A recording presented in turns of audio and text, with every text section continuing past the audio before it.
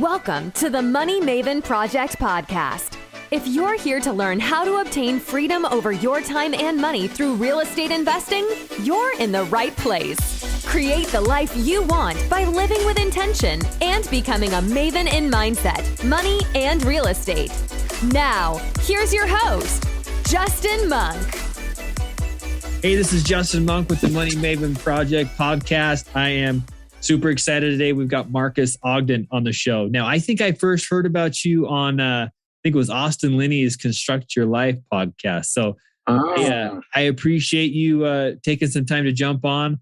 I think you got a really cool message for the podcast here for our listeners. So why don't you introduce yourself, tell us your story and kind of where you're at today. Yeah, sure, Justin. My name is Marques Ogden. I'm from Washington, D.C. I currently live now in Raleigh, North Carolina with my wife and two daughters. I'm a former NFL athlete, played almost 6 years in the National Football League.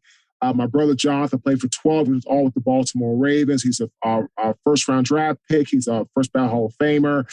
After I left the NFL, I got into construction. After about 6 months of feeling sorry for myself, I was an alcoholic, depressed, gambler, night addict because I was lost, no direction. Got into construction, built this massive company, became an 8-figure business in real estate development, real estate investing, site work for commercial contractors. And I became the largest African-American subcontractor in the city of Baltimore, state of Maryland for 2 years in site work and utilities. But unfortunately, just as my company grew, so did my ego. And ego I classify as exaggerated, glorified opinions. I exaggerated how good I was. I chased glory, and I always had to have the last word, the last opinion. And I pushed away some of my best people, my best team leaders, my employees. And when that happened, literally 6 months later, the business went bankrupt. I lost everything that I owned. I spent almost all of my money in less than 90 days working on a project in downtown Baltimore that I was denied my change order work for, moved to Raleigh, North Carolina with $400 to my name, had a job for Merrill Lynch, was there for a short time for about 2 months, Justin, got fired, all my fault, got to a construction company that next day, was fired 5 days later. They shut down the sales part store to the organization. I'm out of a job. And the only job I could get, just other than teaching kids football as a solopreneur, I became a custodian working for $8.25 an hour on the graveyard shift from 10 p.m. till 5 a.m.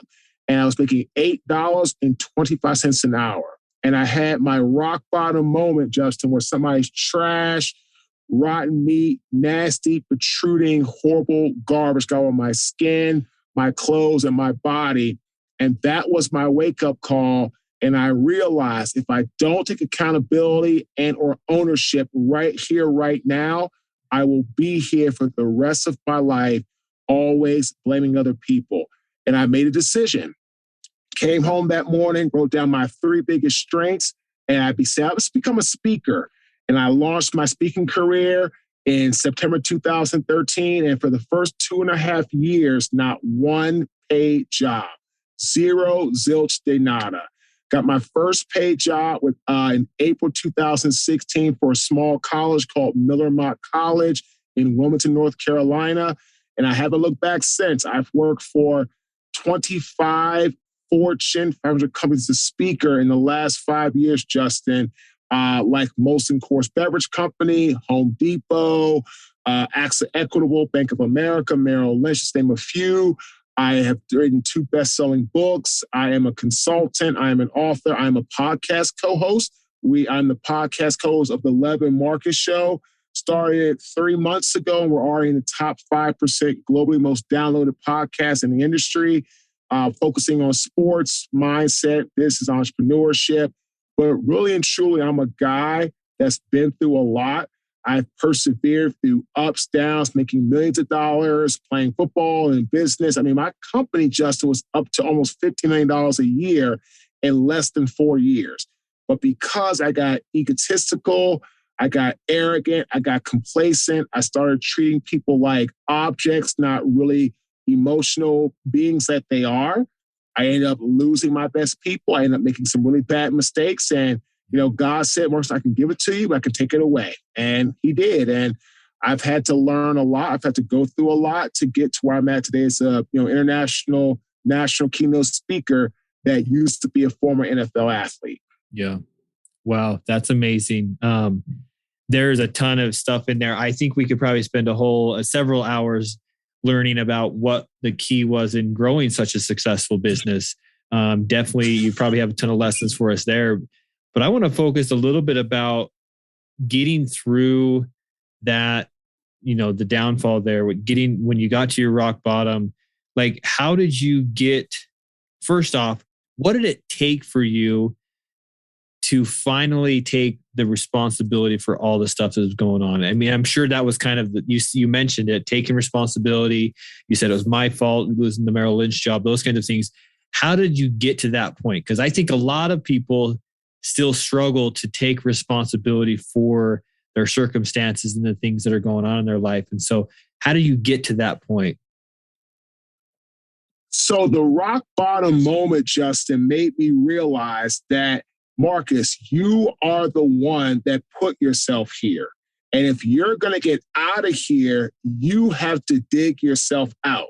This is not the movies. There's no fairy tale. There's no leprechaun coming with a pot of gold. There's no, knight in shining armor coming to bail you out of your situation. You put yourself here, and the rock bottom moment made me realize, Justin, that either you're going to get yourself out of it, Marques, or you'll spend the rest of your life, Marques, always complaining and talking about how life treated you so unfairly. And here's the thing I tell everybody, life doesn't care, doesn't give a damn. It's like either you fix yourself or you complain the whole time, but life goes on, whether you want to fix yourself or not. It's your choice. How do you, as you coach and help other people, how do you shake people out of that victim mindset, that victim mentality? I mean, is it a daily practice of things that you say to yourself and that you, how do you shift that mindset for people? So what I tell people, Justin, is it all starts with, okay, what strengths do you possess? When you realize what strengths you possess, you can build and or rebuild from there. If you focus on what you don't do well or only the negative, you'll always stay in a negative victim mindset. Every time I coach someone, I say, every first call I have, tell me your story. What 3 strengths do you possess? What 3 things do you want to work on over the next 3, 6, or 12 months? I do that on purpose because I want them to start focusing on, Justin, what they do well and then build from there. So if you focus on what you do negative or what you want to improve upon, your mindset is in a funk. And it already has that thing you have to break. When you start talking about the positive, oh yeah, I do this well. I do that well. I do that well. Oh, I want to work on this. And I don't say, what are you bad at? Or what are your weaknesses? I say, what do you want to improve on? There's a way you can talk to yourself to train yourself to not go into a victim mindset. But it starts with your mind, and it starts with, again, I have a saying, if you can control your mindset, you can control your success. Everything in life comes from our mindset. If we tell ourselves that we're great and we're confident we can move forward, we do it. If we tell ourselves that we're lazy, complacent, arrogant, egotistical, we become that. And I've been on both sides of the spectrum. And trust me, it's a lot healthier and a lot happier on this side, being positive over negative. Yeah, that's powerful. I agree. This podcast is about real estate and business and things like that, but we always seem to come back around and talk about mindset because it's so important to success and living a healthy and successful life. So I love talking about that control and being aware of what's going on in your mind. I think that's a super important skill and ultimately can make the difference. So how did you, with this, the crashing or the failure of your business, How did you not let that define you? Because a lot of people will say, I tried real estate. I tried a deal. I lost money on the first deal. I'm just not good at it. Or I don't think I can do good. I don't think I can be good at anything. Like they let their failures, or just not even failures, but just the resistance and the struggle, they let that define them. How do you avoid that? I learned a long time ago from my father that your legacy is all about what you've done through hard times. So when I face hard times, I never, ever expect hard times just to be like, whoop, go away with ease. And I feel that's a problem in society today. Unfortunately, we want quick results. Like through the pandemic last year, people started going to social media, started posting more. Awesome. Then people will post for a day, a week, a month, say, wow, it's been a whole month. I don't have any business. I've got no leads. I'm like, well, what did you expect? You've been doing it for a month.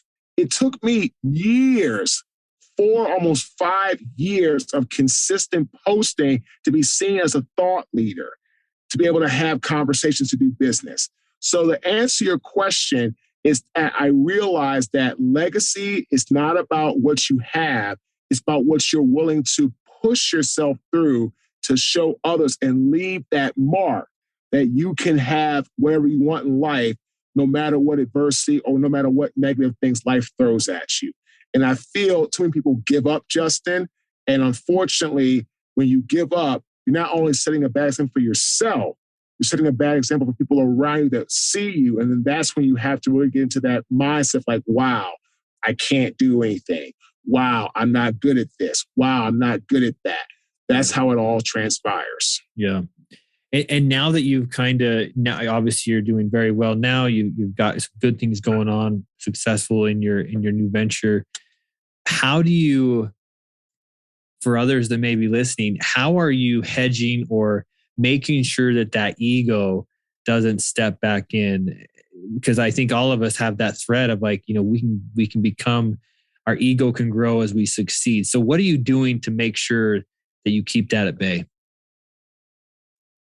There's 2 things. One, when you lose everything, you appreciate everything. I lost everything, Justin. Home, both cars in the same day. All my money went from a 750 credit score to 0 to no NC, no contest with the bankruptcy. No money, no funds, no credit cards, very few friends. So losing everything, you learn to appreciate everything. Yeah. So that's number 1. And then number 2, I have a strong team around me, and my team knows the only dumb idea is the one you don't say. That's it.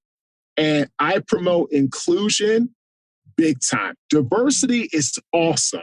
Yeah. But if you don't promote inclusion with diversity, the diverse talent will leave. Yeah. Because people want to be heard. And a great leader, it's a responsibility. It's not a title. So you have to learn how to let your people talk, let them express themselves without fear of being judged. So the way in which I keep myself in check is I remember what it's like to lose everything, and I have a great team around me. And whatever they say, it's an open floor, it's an open forum, and there's no repercussions, there's no reprimand. Tell me what you need to say, and we'll figure it out from there. Love that. I love that. That's great. So somebody that's just trying to get started, they're just venturing into their business, whether it's real estate or whatever they're chasing. What would be your best advice for somebody that's just kind of starting down their path? Hire a coach. Hire somebody that's been where you're trying to go. Hire someone that is an expert and or thought leader in your field that is compatible and you can build an emotional connection with, build trust with, and they can provide you logic to why investing with them as your coach is not an expense. The right coach is an investment, and to help you go from start line to the finish line and beyond. Great coaches make it so much easier and much more efficient, Justin, to get your job done. So if you're starting a business, hire a coach. I was just talking to a guy today who was on the 11th season of The Bachelorette, and he's starting a business. Him and his wife, who was also in The Bachelor in Paradise with him. They're starting a great business up in Rhode Island. Awesome, great concept. He knows that industry, but he's really not great at overall business. So I'm talking to him tomorrow about maybe becoming my client. Because again, when you've built a business and you've lost a business, Justin, you know what to do, but most importantly, what to not do and what to look out for. Yeah. And that's the difference why I really want my clients to succeed, because I'm not a theory coach. I give you life lessons that I learned the good way and the hard way. Yeah, that's perfect. Love that. So as you've coached people over the years, what habit or characteristic do you see that separates those that succeed and those that struggle and fail? 3 of them: ambition, creating that blueprint; drive, being inspired over motivated; and hard work. Focus on yourself and not the competition. My second book, The Success Cycle, which is in Barnes & Noble bookstores all across the U.S., Barnes & Noble online and Amazon online, talks about those 3 aspects of the success cycle: ambition, drive, hard work. If you have those 3, I don't care what field you're in, what you're doing, you will be successful. As long as you have the right coach to help you make sure the ambitious roadmap is correct and you're going down the right path. Yeah. I think you're exactly right. If you've got those three things figured out, you can pretty well figure the rest of it out. That's awesome. So on the flip side of that, those being kind of the most important, what's one of the most common mindset roadblocks that keeps people from succeeding that you see as you coach? It's ego, without a doubt. It's ego. And it's not the ego of achieving success or the ego of, doing something differently. It's the ego of trying to break out of their comfort zone. And once they've done it and they've done maybe 1 or 2 things that are awesome out of their comfort zone, they think at that time they can stop and everything will come to them. It's like a speaker starting out, getting a $5,000 job, and it's going to expect everything to come to them like that first job did, which might have been the right timing, luck, the right network, whatever. And then they stop marketing themselves. They get complacent. They don't focus on a strategy. So ego is the biggest killer of any business that I've seen. And also it's the biggest killer on people's personal life. Like there's a guy I know who was a great NFL player. Yeah, so I had one NFL guy who went through a couple different divorces, and he said that the one thing that happened to him is his ego got in the way and didn't allow him to say he was sorry. And because of that, it cost him a couple of marriages. He said that might have had a chance to work if he would learn to say he was sorry more. And unfortunately, ego is one of the biggest killers, Justin, of people's personal and professional life. Yeah, I agree. I don't hear a lot of people talking about ego. So I think it's awesome that we're hitting that today. I think it's definitely something that you need to be aware of it. You need to be aware that can definitely be a detriment to your success, both in life and in business. I love that. So one thing I like to pose to all my guests is there's a lot of, I feel like if you're present on social media, Instagram, there's a lot of conflicting advice or even paradoxes, right? There's this whole mentality of you got to hustle and grind, and Elon Musk says you work 100 hours a week. And there's also like this, mindset of, well, be patient, get into just stick to the process, persevere, and, but don't kill yourself in the process. There's kind of like these 2 points of view. And I consider them kind of a paradox or kind of at odds with each other. So how would you break down that paradox between those 2 points of view? So there's always a balance. So for me, you have to work more than if you're going to be an entrepreneur. You have to work more than 40 hours a week, but you don't need to work like 120 hours a week either. You've got to find that balance. But understand as an entrepreneur, in the beginning, it might be closer to 80 plus hours a week. Because in the beginning, you're trying to do what? Lay your foundation. As your marketing grows, as your brand grows, you'll still be working, but you should not be working at that magnitude because you should be having help you can hire to delegate tasks to get your work done. So in the beginning, expect that overload drive of work. That's how it was, well, for me. And I think about myself, I probably spent between 70 to 80 hours a week in the beginning of work, between working my job to work as a football coach and then working my side hustle, trying to get out speaking, get a website, yada, yada, yada. But again, that was the beginning. Now, today I work probably about 60, 70 hours a week now, but I don't do anything as far as coaching football anymore. And my time is more on strategy and my coaching and my sales calls versus like, it's not about the hustle of trying to get a website done. I have a website designer. It's not the hustle of trying to get my SEO done. I have an SEO designer. It's not the hustle of trying to get my content ready. I have a content creation person. I'm not trying to hustle and try to, set my little video, my little iPhone up to video my talks. I have a videographer, so on and so forth. I have a trademark and patent person. So I don't have to go through the daily grind of trying to do a lot of the behind the scenes stuff. I do the daily grind of strategy, process, and systems implementation. Yeah, very good. Yeah, that's a great breakdown. I agree with you. There's a balance, and it also depends on where you're at in the journey, right? Different levels of hustle and grinding and different focuses depending on where you're at in your success journey. So that's a great breakdown. Couple of final questions here and then we'll wrap up. What is a book that you would recommend? First off, mention your book again and where they can get that. But then what's another book that you would recommend if you could only recommend one in addition to your book? So my book is The Success Cycle. That's on Amazon.com, BarnesandNoble.com, and then every Barnes & Noble bookstore across the country. The book I would recommend is Act Like a Success, Think Like a Success by Steve Harvey. Great book, great guy, branding, great overall presence.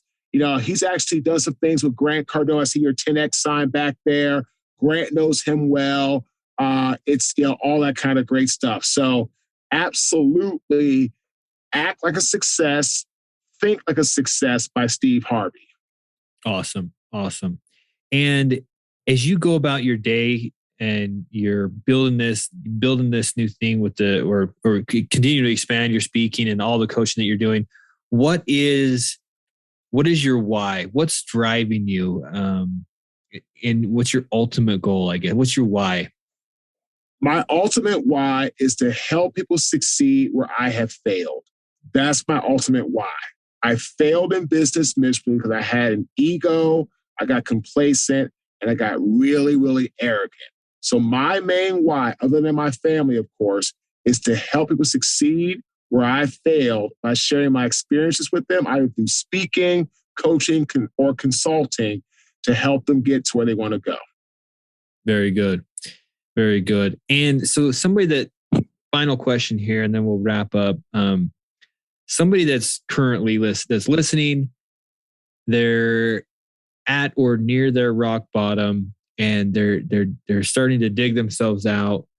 What would be your advice to them to enable them to take responsibility and persevere getting back on track? Make sure that you understand what your why is and make sure that you know your why, you've seen it, you've written it down, and you have it any and everywhere that you need to look at it if you get into times of darkness or despair. Great quote by Aristotle. In times of extreme darkness, focus on the light. And your why needs to be the light to keep digging you out. That was exactly what got me through 2.5 years just of no paid speaking jobs. I knew my why. I said, if I could just get a chance, I can do this. And I never gave up on myself. But I focus on the light in times of extreme darkness. do the same, and you can have whatever your heart desires. I love it. Marques, that's awesome. This has been an awesome conversation. If people want to learn more about you, contact you, where should we send them? They can go to our website, www.marques, MARQUES, Ogden, OGDEN.com, and connect with us today. Perfect. Well, thank you so much. This has been helpful. I love the whole story of where you've gone, where you've been, and where you're headed today. It's pretty inspiring. So hopefully our listeners can get some inspiration, some good takeaways from this podcast. Appreciate you being on, man. Super helpful. Thanks so much. Thanks for having me on, Justin. I appreciate it, man. Thanks for listening to the Money Maven Project podcast. A true Maven shares knowledge with others, so be sure to share this podcast and leave a review. Thanks so much, and until next time, live life with intention.